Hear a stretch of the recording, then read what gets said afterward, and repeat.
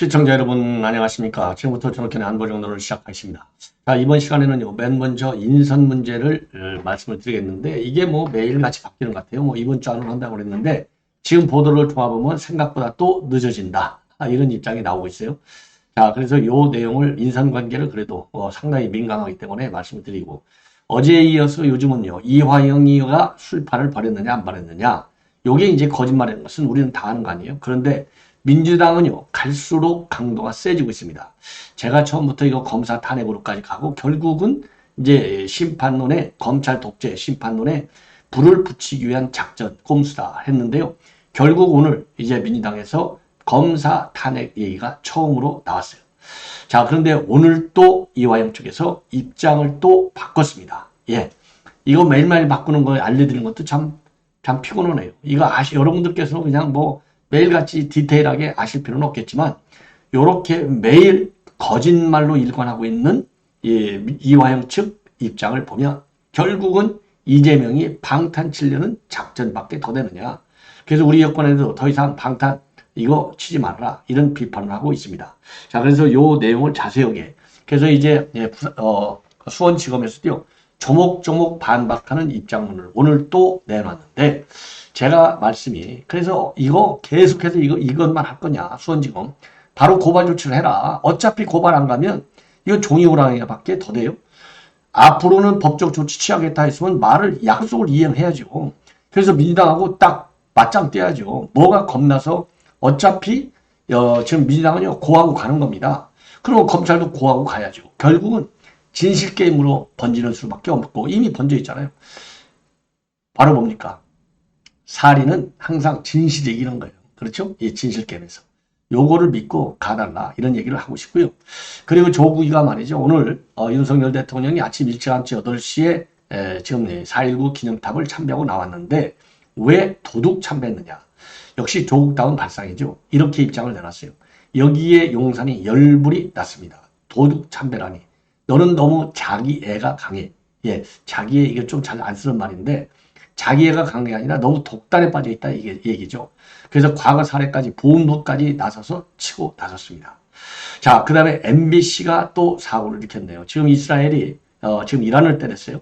핵시설은 제하고 때렸는데, 이걸 가지고 말이죠, 이스라엘이 이란을 때린 게 아니라 이스라엘이 미국을 때렸다, 이렇게 방송에서 이거 아직도 수정하지 않고 있어요. 이런 MBC를 지금도 그런데 또 많이 봐요. 이번에 출구조사 방송을 보면요, MBC를 최고 많이 봤어요. 양 기가 막힌 일이 아닌가. 자, 그래서 이러한 내용도 여러분께 함께 전해드리도록 하겠습니다.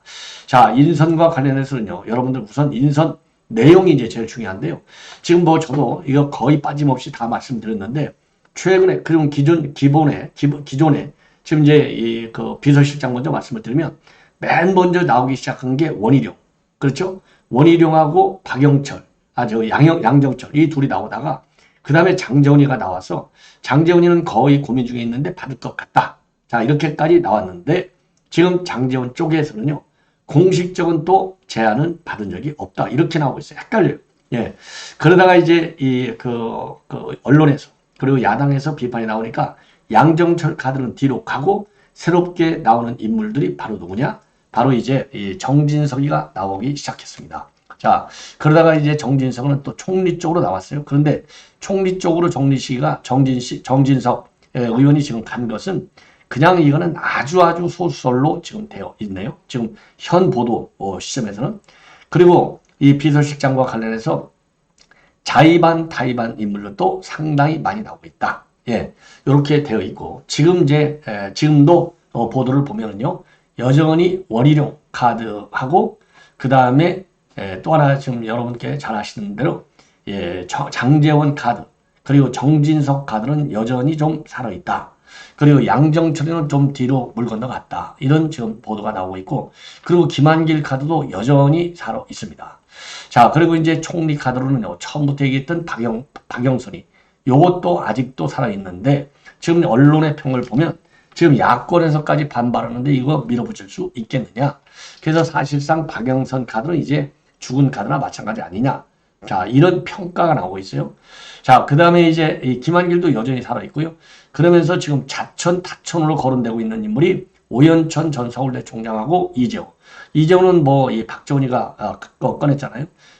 과거의 사례. 이재호 당시 의원이 박지원이한테 총리 좀 추천해봐. 그래서 이 박지원이가 그 당시에 이제 김항식을 추천했는데 김항식 결국 성공한 거 아니냐.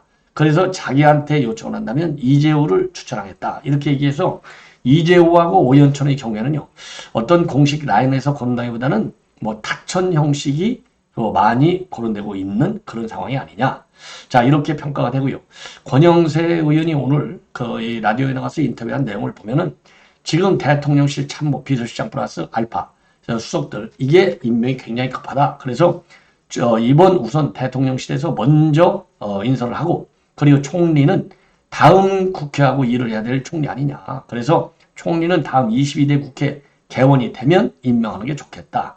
이러한 입장을 내놨습니다. 자, 그래서 뭐 이건 뭐 일장일단이 다 있죠. 아니 뭐 22대 총리하고 일한다고 22대 그러면 뭐 총리 국회가 바뀔 때마다 또 안 바뀔 때마다 안 가나요? 제가 보기에는 지금 22대 총리면 5월 말인데 그럼 한 달을 또 기다려야 하는 얘기거든요.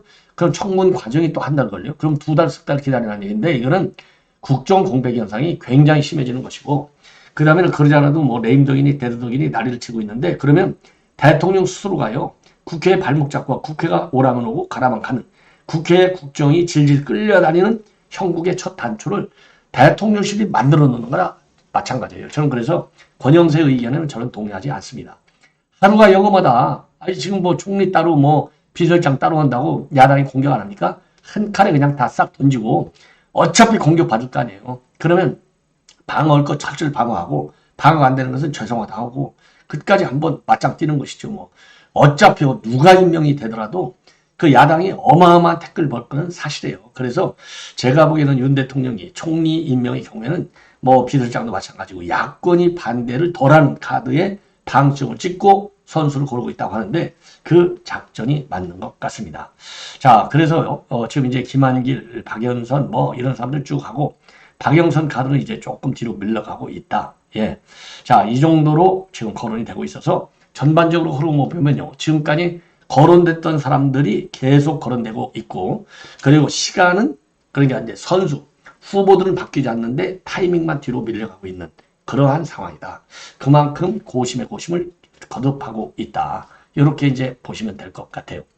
자, 이번에는 말이죠. 이제 이화영인데, 아이고, 저도 이화영 얘기하기가 참 피곤하네요. 자, 이화영이, 그러면 지금 이화영과 관련해서요. 조선일보가 오늘 정리를 잘 해놨어요. 자, 조선일보에서 말이죠. 이렇게 도표 하나를 잘 만들어 놨어요. 요거를 가지고 간략하게 여러분께 말씀을 드리도록 하겠습니다. 한마디로 해서요. 시간도 장소도 그리고 음주를 했느냐 안 했느냐 소주를 마셨느냐 안 마셨느냐 한 번은 마셨다 그러고 한 번은 술 냄새는 같아서 술 마시면 안 될 것 같아서 안 마셨다고 그러고 그리고 하여튼 모든 거 다 바뀌어요. 일시, 장소, 음주 여부 그리고 장소 이런 거 싹 다 바뀌고 있다. 이걸 누가 바꾸고 있느냐? 이화영과 변호인 김광민이가 바꾸고 있어요. 그래서 이거 허위사실 유포로 설주환 변호사가 오늘 남부경찰서에 고발한다. 이렇게까지 밝혔습니다. 설주환 변호사도 이제 민주당 법률위원회에 있다가 이제 새로운 미래 쪽으로 몸을 바꿨어요. 그러니까 이제 그 당시 이화영이가 하도 말을 바꿔갖고 더 이상 변호할 수 없다. 그래서 이제 뛰쳐나왔다는 거 아니겠어요? 그래서 이제 설주환 변호사의 얘기를 빌면 이거는 이번 그 이화영 사건을 갖다가 이게 법률적 투쟁에서 싸우면 지니까 정쟁 사건을 몰아가려고 이렇게 꾸며대는 것이 아니냐. 그래서 이거는 허위사실이다. 그래서 이 정보통신망법 위반 혐의로 경찰에 고발한다. 왜 경찰에 고발하느냐? 이거는 검경수사권 조정에 의해서 검찰 수사권이 없는 사건이라는 거죠. 뭐 사건이 낮아서가지고. 그래서 설주환 변호사가 직접 이거는 이제 고발한다. 이 정도까지 나오면요. 자, 김성태도 이미 상식적이지 않고 전혀 그런 사실이 없다. 딱 잘라서 부인했지 않습니까? 그러면 당사자 중에 한 명이 김성태가 이렇게 앞뒤 가릴 필요도 없이 완전히 그건 낭설이야. 거짓말이야. 상식적이지 않아. 그런 일이 없어. 그리고 검찰에서 회유한 적도 없어. 나도 회유받은 적이 없어. 전부 부인하고 있어요. 그리고 설주환 변호사가 제일 잘 아는 변호사인데 설주환 변호사도 이거 다 거짓말이다. 딱 잘라서 부인하고 있어요. 아니 그러면은 검찰 반박. 그러니까 믿는 사람. 이게 있다고 주장하는 사람은 이화영이하고 김광민 변호사밖에 없어요. 근데 문제는 뭐냐? 이화영이도 말이 계속 바뀌어. 그리고 김광민 변호사도 말이 계속 바뀌어. 그러면 김광민은 또 누구냐? 이거 현직 민주당 소속 시의원이에요. 민주당 소속 시의원은 지금 2년 후에 공천받아야 되는데 당에서 허락하는 대로 할 수밖에 없는 정치적인 운명에 있어요. 그러니까 네가 시나리오를 짜서 적당히 이 검찰하고 맞상대 했는데 검찰에서 모든 기록을 다 공개하고 있잖아요. 그래서 오늘은요, 방 구조까지 공개하고 있어요. 방. 왜냐면은 이 방이 너무 작아서 이게 뭐 보이지도 않는다. 이렇게 됐는데 방이 엄청 커요. 이게 전부 다 거짓말하는 거예요. 전부 다. 자, 이거를 지금 이화영이가 말이죠. 이화영 김광민 변호사가 작년 12월 말에 26일 날 자기네 좌파 유튜브에 나와서 한 얘기.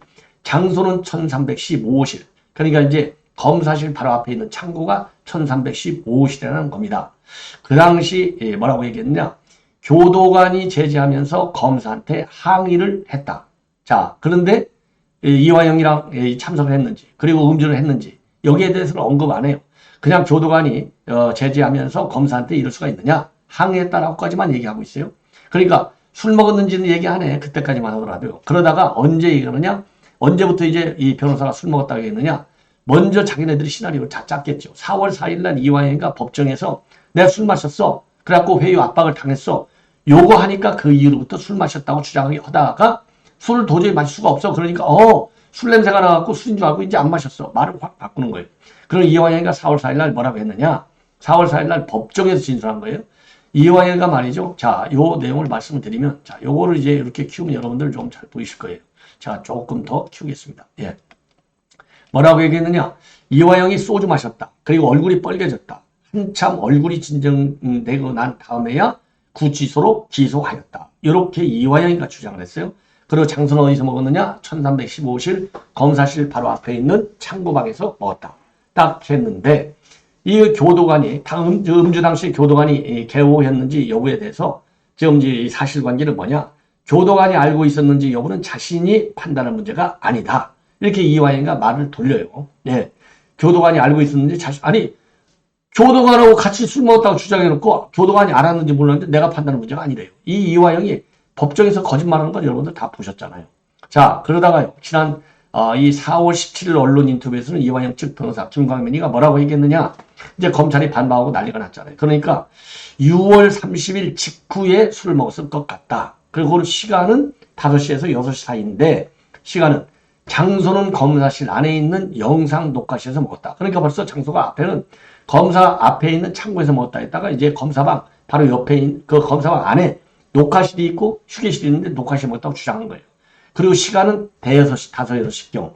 그리고 당시 교도관이 개호했느냐. 이 여부는요.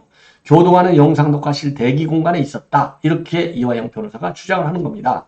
예. 그러더니 4월 18일 날 이화영 변호사가 또다시 뭐라고 하느냐. 너 6월 30일이 아니고 7월 30일 가능성이 많아. 그래서 그거는 이제 7월 3일 가능성이 많아. 그러면서요. 6월 28일, 7월 3일, 7월 5일 셋 중에 하나인데 7월 3일 가능성이 많다. 그리고 이번에도 똑같이 영상 녹화실에서 먹었다. 그리고 교도관 개호 여부와 관련해서는요. 영상 녹화실 대기 공간이 있고 작은 유리창이 작아갖고 시야가 확보 안 되더라. 그래서 음주 상황은 정확히 파악할 수 없었다. 요렇게 주장을 하는 겁니다. 그러다가 말이죠. 이제 바로 어제가 되겠습니다. 어제는 종이컵에 뭘 따라주길래 마시려고 입을 대봤는데 술이어서 먹지 않았다. 이게 술을 먹었다 했다가 이제 먹지 않은 걸로 입장이 달라지는 거예요. 그리고 똑같이 7월 5일, 7월 3일, 6월 28일 5시 이후다. 예. 이렇게 돼 있는데 지금 교도관은요. 영상 녹화실 대기 공간에 있어서 시야 확보 안 돼요. 음주 상황을 제지하거나 항의할 수 없었다. 이렇게 똑같이 얘기하고 있어요. 자, 그런데 이게 이제 뭐가 문제냐? 바로 말이죠. 이렇게까지 이제 거짓말을 했는데 장소, 시간 모든 게 다 거짓말이고요. 이 녹화실이 작은 게 아니에요. 이렇게 커요. 자, 가로가 170cm, 세로가 90cm. 이게 얼마나 큽니까? 창도요. 통창으로 돼 있어요. 다 볼 수 있고 전부 다 이게 감시를 할 수가 있게 되어 있는 겁니다. 요렇게 거짓말을 한 거예요. 자, 그래서 이 검찰에서 이 발표는요. 이화영이는 7월 3일 오후 5시 5분이면 수원지검에서 조사를 마치고 10분 뒤에 5시 15분에 호송차를 타고 수원구치소로 갔다. 그래서 음주를 했다고 주장하는 일시 장소에는 수원지검 검사실이 아니고 수원지검의 구치감 또는 구치소에 있었다. 자, 그리고 음주 상황에 대해서 얼굴이 빨개질 정도로 마셨고 그것 때문에 술을 깰 때까지 장시간 검사실에서 되겠다고 했는데 이것도 명백한 거짓말이다. 이렇게 이제 반박을 하고 있고요. 예. 그리고 수원지검이 영상 녹화실 사진을 아까 같이 이제 공개를 하고, 자, 그러니까 이제 교도관이 이제 135실 검사실에 딸린 영상 녹화실 대기 공간에 있었고, 작은 유리창에 시야가 확보되지 않아서 음주 상황을 정확하게 파악할 수 없어서 제지나 항의할 수 없었다.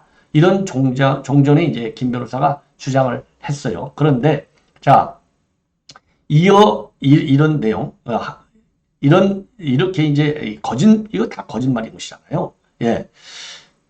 그러니까 처음에 작년 12월 달 방송에서는 교도관한테 항의했다. 교도관이 검사에까지 술 마시게 이거 되겠느냐.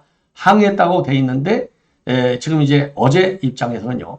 항의할 수가 없었어. 이게 잘 안 보이니까 이렇게 됐는데 이게 말이나 되냐 이거예요. 그래서 오늘 수원지검이 영상 녹화실 사진을 공개해가지고 직접 시야에서 근접 개호를 했다. 그리고 영상 녹화실 문도 개방돼 있었다. 그리고 명확히 교도관의 감시하에 있는 구조였다. 음주를 할 수 있는 환경이 절대 아니었다. 이렇게 비판을 하고 있는 겁니다. 반박을. 그리고 지금 김성태도 말이죠. 오늘 전혀 사실이 아니다. 예. 그리고 전혀 사실이 아니다. 그리고 상식적이지 않다. 한마디로 이게 제일 큰 거예요. 상식적이지 않다. 요렇게 해서요. 지금 이제 그 검찰 조목조목 주장하고 있어요. 그래서 저는 법적 대응을 하라. 이렇게 할 수밖에 없다. 예. 자, 이런 얘기를 하고 싶고. 그런데 여기에 반해서 지금 민주당은 아주 신나라 해가지고요. 아주 진상조사단을 편성했는데요. 자, 이재명 방탄 라인이 모두 동원됐습니다. 예. 그래서 대장동 변호사, 김용 변호사, 그 다음에 정진상 변호사들이 모두 동원이 됐어요. 그리고 이 단장에는 민영배가 딱 잠당을 하고 있고, 김용민, 김승원이가, 김용민은 특검 탄핵 추진팀장, 그리고 김승원은 검찰개혁제도팀장을 맡고 요거를 하고 있고요. 대장동 재판 이 변호인 5명이 모두 여기에 동원이 됐어요. 박균택, 그 다음에 뭐 양분왕, 그 다음에 김동하고 이건태, 그 다음에 김용 변호인은 김기표, 그 다음에 서울중앙지검장은 이성윤, 그 다음에 강북을 한민수 모두 여기에 다 동원이 됐습니다. 예. 자, 그래서 일대 전쟁이 지금 벌어지고 있어요. 그래서 이재명의 방탄 리스크 희석을 중단하라. 자, 이 사법 리스크 희석을 중단하라. 이런 입장을 지금 검찰에서는 내놓고 있습니다. 자, 그리고요, 이제는 마지막 중에 하나인데 바로 MBC가요. 자, 이게 MBC 이 여성 앵커가 되겠습니다. 요 앵커가요, 요렇게 지금 가짜 뉴스를 만들었어요. 이스라엘이 미국 본토를 공격해서 코스피가 2% 넘게 하락했다. 야, 참 기가 막히지 않습니까? 이게 MBC의 실체예요. 아니, 이스라엘이 어떻게 미국을 공격해요? 이거는 정말 이렇게 몰상식한 사람이 지금 MBC 뉴스를 방송하고 있는 겁니다. 야, 그래서 오늘 12시 MBC 뉴스요. 여기에 간밤 뉴욕 증시가 혼조 마감한 가운데 국내 증시가 크게 하락했다. 미국의 금리 인상 우려에 대해서 이스라엘의 미사일이 미국 본토를 공격했다는 소식에 하락폭을 키우고 있다. 예. 자, 이게 도대체 말이나 되느냐? 이게 말이나 되는 겁니까? 그리고 이 본문 뿐만 아니라 기사 제목에서도요. 코스피 이스라엘 미국 본토 공격 2% 넘게 하락. 예. 요 정도로 내놓고 있습니다. 야, 이 정도가 되니까 이제 MBC는 제가 누차 얘기지만 이거 빨리 폐방하는 길밖에 없다. 그래서 방송을 완전히 하드웨어 소프트웨어를 전부 다 뜯어 고치지 않으면 나라 망신만 계속 시킨다. 자, 이거 보십시오. MBC 뉴스. 이게 제목이 내용이 이렇게 나오는 거예요. 요게 아직도 그대로 살아있는 거예요. 참 얼마나 기가 막힙니까? 예. 자, 이 정도로 지금 MBC의 방송의 질이 형편없다가 아니라 이걸 뭐라고 해야 되나요? 방송 계속할 자격이 없다. 폐방시켜야 된다. 요거 딱 한마디로요. 요게 답이에요. 자, 그래서 오늘 지금 이스라엘은 이란 본토를 공격했고, 그리고 이제 핵시설 공격은 아니다. 이렇게 밝히고 있습니다. 자, 그리고요. 지금 이제 조국이가 시비를 걸다가 제대로 걸려들었어요. 조국이가 뭐라고 했느냐? 지금 윤 대통령 오늘 왜 조조 참배를 했느냐? 이건 도둑 참배다. 이렇게 비판했는데요. 여기에 관해서 지금 대통령실에서 열불이 났습니다. 무슨 소리야? 역대 대통령들 조조 참배 안 해본 대통령이 없어. 특정한 계기나 정상 행사를 한 거야. 이렇게 반박을 하고 있어요. 자, 그래서 지금 조국이가 이제 도둑 참배다. 예.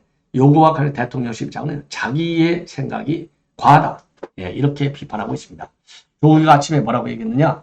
윤 대통령을 모순하게 헌법도 기리고 있는 명예로운 날의 공식 기념식에 참석하지 않고 몇몇 4.19 단체 관계자들을 대동하고 조조 참배를 하는가? 그렇게 야당 지도자를 만나기 싫은가? 오늘 첫 악수가 무사한데 아쉽다. 예. 그리고 나서 조국 혁신단도 공식 논평에서 도둑 참배다. 이렇게 비판을 한 겁니다. 여기에 관해서요. 특정 당에서 도둑 참배라고 했는데 그 당 대표가 2018년도 19년도 청와대 민정수석으로 근무하지 않았느냐. 그 당시 문재인도 김연식에 참석하지 않았다. 조국이가 청와대 근무했기 때문에 이런 사실을 잘 알고 있을 것이다. 그럼에도 불구하고 도둑 참배, 기념식 회피 이런 식으로 얘기하는 것은 사실과도 맞지 않고 세상의 모든 일이 자기를 중심으로 돌아갈 수 없는 것 아니냐. 자기애가 과하다. 그리고 민주영령을 기대한 나의 숭고한 의미가 정쟁으로 얼룩지는 게 안타깝다. 자, 이 조국이가 2017년도부터 19년까지 민정수석을 지냈는데요. 문재인 임기 중에 2020년 딱 한 번 참석했어요. 자, 그리고 4.19 기념식에 참석한 사람은 김대중, 노무현, 이명박, 문재인 대통령 모두 딱 임기 중 한 번만 참석했습니다. 자, 윤 대통령은 당선인 신분 때 기념식에 공식 참석했고 작년 취임 후 처음으로 기념식에 참석했고요. 자, 오늘은 조조 참배를 했습니다. 요거를 지금 비판하다가 제대로 걸려들은 거다. 예. 자, 그리고 이제 MB 대통령도요. 2010년도에 50주년이라서 기념식에 참석했지만 51주년인 2011년도, 52주년 2012년대는 조조 참배. 박근혜 대통령도 13년, 14년, 16년 존저 참배, 15년에는 해외 일정 때문에 조조 참배를 못했어요. 문재인이도 2020년도 60주년에는 직접 참석했지만 2018년도, 21년도, 22년도 조조 참배로 대신했고 19년도 해외 일정으로 조조 참배를 못했습니다. 예.